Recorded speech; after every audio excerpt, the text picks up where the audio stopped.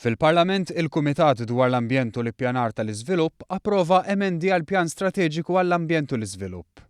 Dan il-pjan li ilu ma jkun aġġornat mill-1992 se jservi ta' gwida għall-Gvern fid-deċiżjonijiet li jieħu dwar l-ambjent u l-iżvilupp.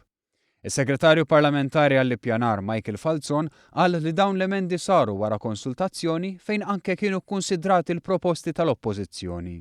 Mill-pjan kif approvat, l-iżvilupp fuq art li hija barra miż-żona ta' żvilupp mhux esklus għal kollox. Iżda jingħad li din għandha tkun l-aħħar alternattiva wara li jkun ikkunsidrat l-użu ta' bini eżistenti. Il-Ministru għall-Ambjent Leo Brinkat spjega kif kien hemm diskussjoni fil-fond dwar dan il-pjan strateġiku. Dan fil-waqt li qal li l-ħidma li saret juri sens ta' għaqda u rieda tajba biex il-maġġoranza tal-proposti mresqa mill-għaqdiet mhux governattivi ikunu implementati. Fl-aħħar tas-sessjoni ttieħed vot fuq id-dokument bid-deputati Laburisti jivvutaw favur u d-deputati Nazzjonalisti jastienu. Huma għamlu dan għax kellhom riservi fuq numru żgħar ta' partijiet mid-dokument u minħabba li ma setgħetx issir votazzjoni fuq kull parti iżda fuq id-dokument sħiħ.